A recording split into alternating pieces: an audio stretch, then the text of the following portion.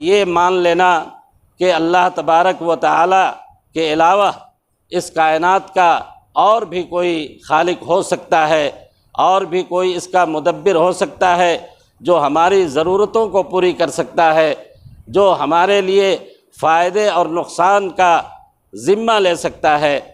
ऐसे नज़रिए को शिर्क से ताबीर किया जाता है। मेरे भाइयों, शिर्क भी इस कायनात का एक कदीम तस्वुर रहा है और पुराने ज़माने से शिर्क दुनिया के अंदर राइज रहा है।